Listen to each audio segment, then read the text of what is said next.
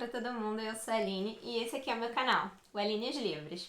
Eu tô um pouco sumida das câmeras, dos vídeos, mas eu tenho trabalhado muito pra minha loja de cursos online. Se você ainda não conhece, dá uma olhadinha depois de assistir ao vídeo no link aqui embaixo, que eu vou colocar na descrição do vídeo. E vocês vão conhecer um pouco desse trabalho que eu tô fazendo lá com cursos e que é bem legal, tá sendo extremamente rico. Hoje a gente vai conversar sobre um livro cuja reputação o precede. Quem nunca ouviu falar no Conde Drácula? Embora nunca tenha lido, talvez, o Drácula, o romance homônimo do Bram Stoker. Apesar de já ter feito vídeos aqui sobre os vampiros da Anne Rice e ter falado bastante para vocês em alguns vídeos sobre essa cultura, essa gama de tradições, de superstições acerca dos vampiros no leste europeu, eu vou colocar também o link para esses vídeos aqui embaixo.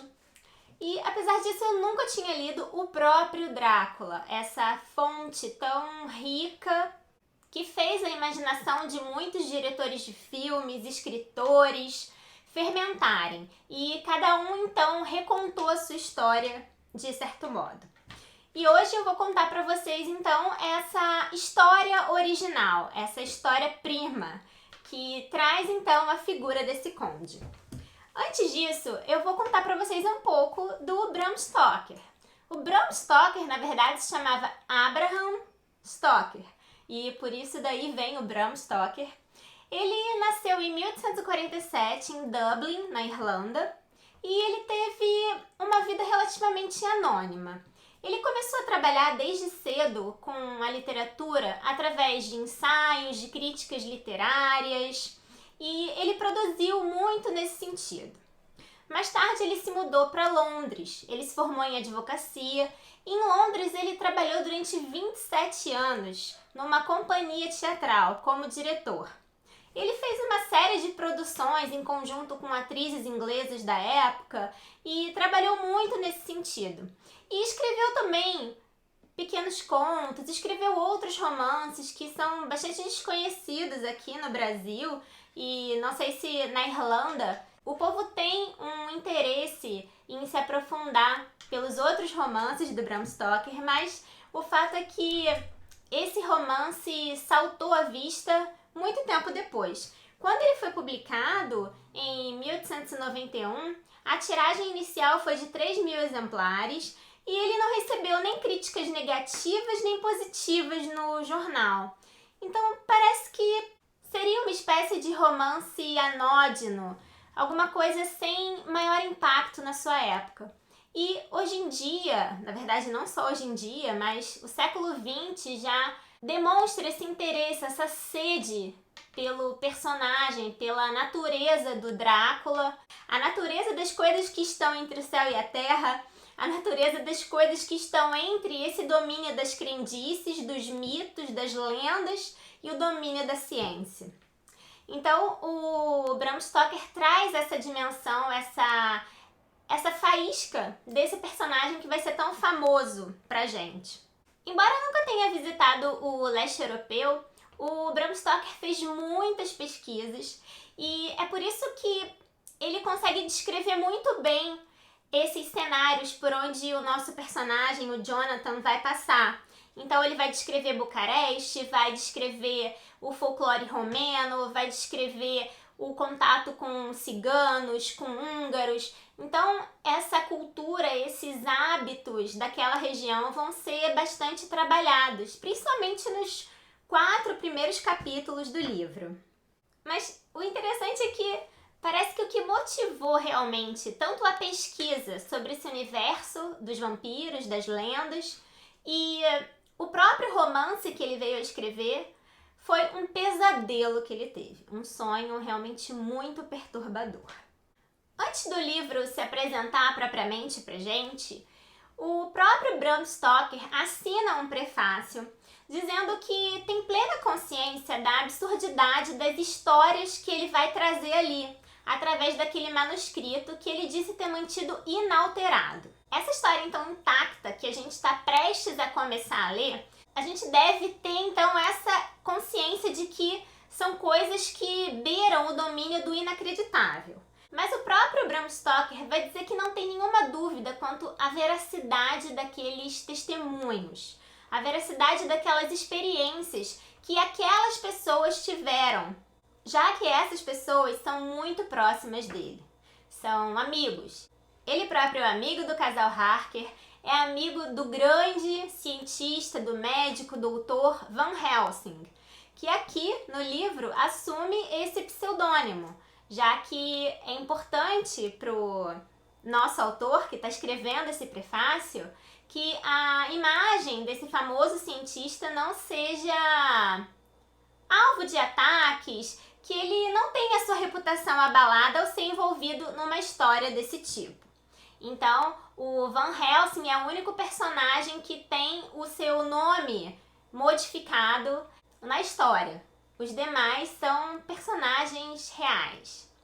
E esse manuscrito é um manuscrito polifônico, ou seja, é um manuscrito que tem muitas vozes. É uma soma de trechos de diários de vários personagens, telegramas, cartas entre amigas, cartas entre noivos. Então é um livro que mostra a história toda multifacetada. É uma história que é o produto da soma e da interação desses relatos. A forma como esses relatos se combinam é a forma, então, como essa história vai se edificar. Uma soma de fragmentos, ela tem uma unidade, ela tem uma cronologia, mas ela é uma história que é montada com o testemunho de todas essas pessoas envolvidas, direto ou indiretamente, na verdade, envolvidas diretamente na visita do Conde Drácula ao mundo ocidental. Os primeiros 4 capítulos do livro trazem pra gente os diários do Jonathan Harker. Ele é um jovem advogado em ascensão na sua carreira e ele vive em Londres e é enviado para o leste europeu, para Transilvânia, para atender a um ilustre cliente da firma onde ele trabalha. E é então lá que vai se passar boa parte dessa absurdidade da história. Esse cliente ilustre é o Conde Drácula. Ele é um senhor já, um velho aristocrata romeno que tem interesse em comprar propriedades em Londres e em outras cidades próximas. E o conde se encarrega de todas as etapas da viagem do Jonathan desde Londres até o castelo. À medida que o Jonathan vai entrando nesse universo místico, extremamente supersticioso da Europa Oriental, ele vai então se deparando com pessoas que ficam muito surpresas e olham para ele como se ele fosse um condenado à morte. Assim que elas descobrem que ele está se dirigindo ao castelo do Conde Drácula. Apesar de tudo isso, de uma série de manifestações de temor pela vida dele, dessas pessoas com quem ele encontra, ele segue determinado para o seu destino e ele acha que aquele povo é só um povo rústico, que não tem nenhum conhecimento científico, que não é um povo iluminado por essas luzes ali da ciência do final do século XIX e início do século XX. Na última etapa da viagem, quando um suposto cocheiro vai buscar o Jonathan nessa última parada antes do castelo, é aí que a série de situações estranhas, embaraçosas começam a acontecer. E depois que o Jonathan chegar no castelo do conde, isso só vai piorar. Ele vai acabar tendo contato com essa casa de horrores que é o castelo e vai acabar descobrindo qual a verdadeira natureza dessa criatura escondida sob o nome de Conde Drácula. E ele vai aos poucos começar a ter consciência de que ele próprio, com seu trabalho, ajudou esse monstro a se fixar em Londres e a espalhar as suas criaturas, espalhar a sua maldade pelo mundo. Ao final do capítulo 4, então, a gente vai conhecer o pedido de socorro do Jonathan e depois vocês vão saber, através do diário da Mina, a noiva dele, vocês vão saber mais detalhes sobre como é o desfecho dessa temporada dele no Castelo Drácula, como ele sai dali.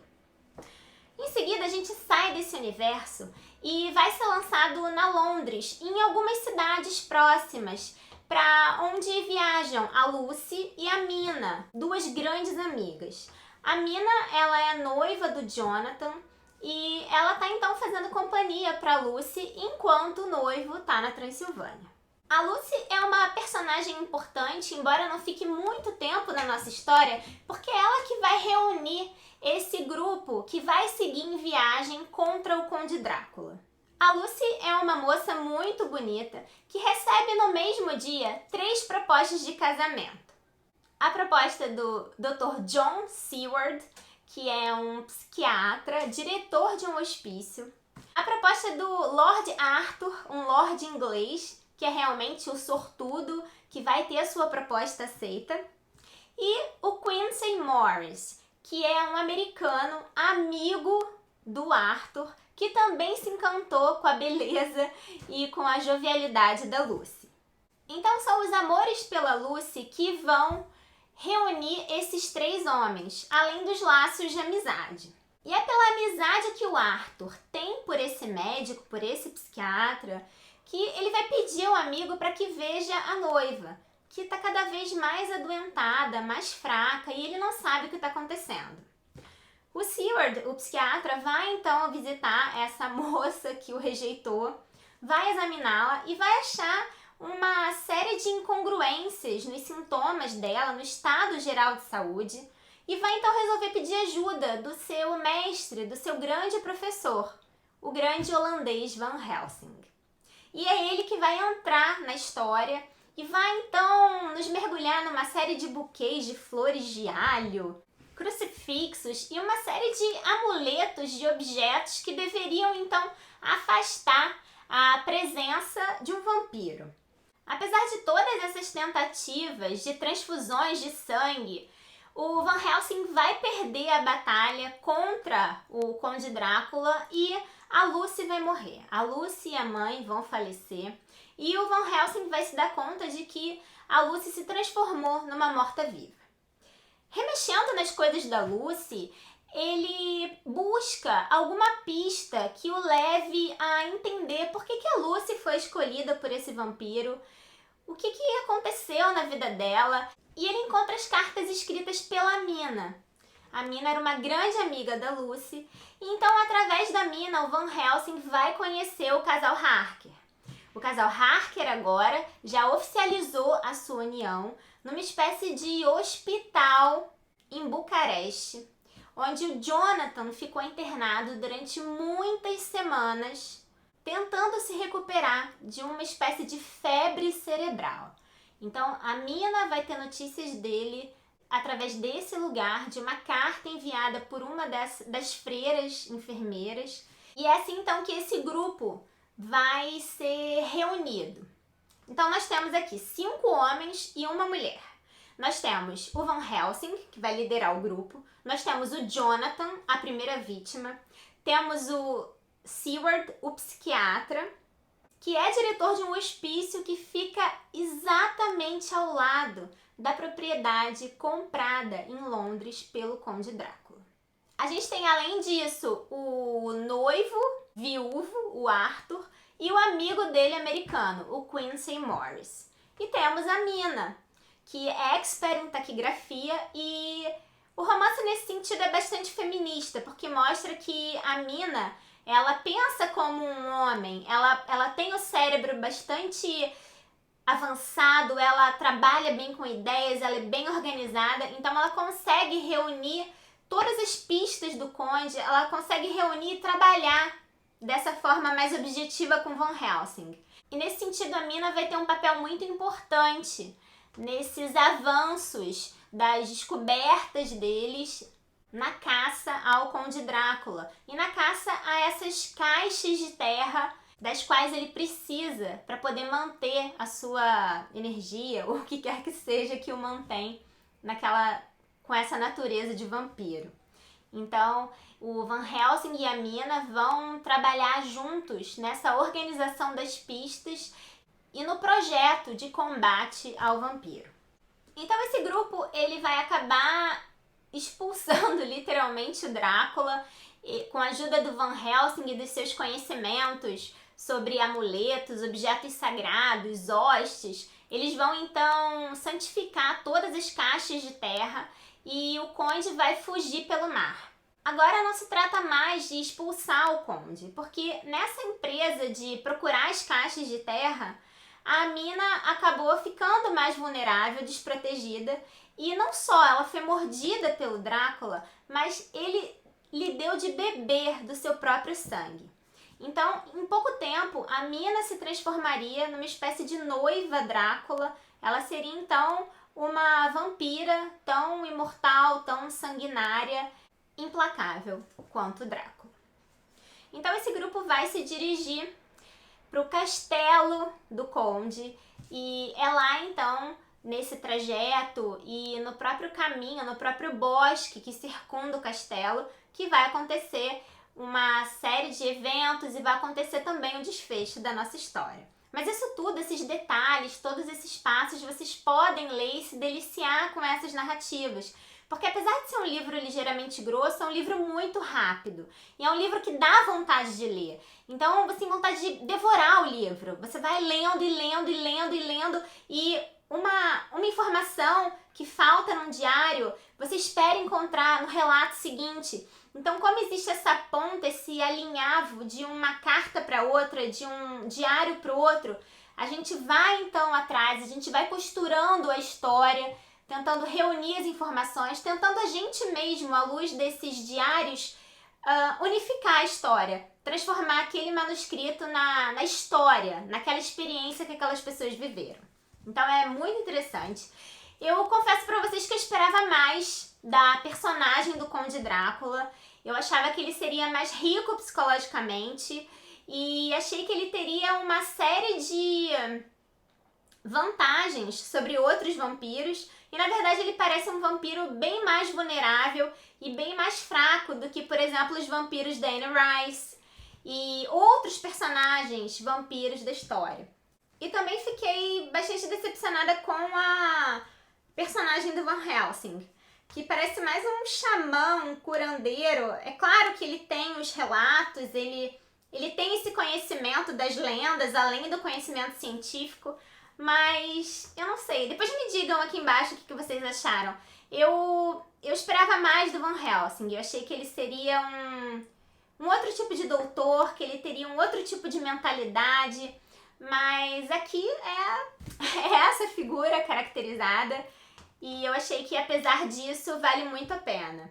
Apesar de ser um romance extenso, com muitas páginas, ele é muito rápido, a gente lê muito rápido, eu li em 3, 4 dias, e mesmo assim porque eu precisava trabalhar e fazer outras coisas, mas é um livro muito rápido e muito interessante, e é um livro que, quando a gente chega ao final, a gente pensa, caramba, já cheguei, já acabou, é isso o livro, essa história do Drácula? Eu fiquei com a sensação de que eu tinha perdido alguma coisa, de que tinha faltado algo. Mas talvez a gente tenha a imaginação muito inflada por toda essa cultura do século XX de retorno ao universo dos vampiros, essa curiosidade, esse interesse por essa figura do vampiro entre o bem e o mal, entre o céu e a terra, entre o céu e o inferno. Então, essa figura do vampiro, ela é cheia de lendas em cima de lendas. Então, esse livro aqui, ele é só o primeiro. É o que deu a faísca, que deu o gás para tudo que vai vir depois dele. Então, eu acho que é muito, muito, muito legal. E esse personagem do Drácula só vai crescer nas demais interpretações que essa história vai ter com outros autores. Recomendo muito pra vocês o Entrevista com a Vampira da Anne Rice, não o filme, o livro, é excelente. Eu já fiz vídeo aqui no canal sobre esse livro e vou deixar aqui embaixo, como já falei, pra vocês conferirem. Espero que vocês tenham gostado desse livro, gostei muito de ler, realmente foi uma meta que eu tinha nas minhas leituras. E por hoje é só, a gente se vê então nos próximos vídeos. Tchau!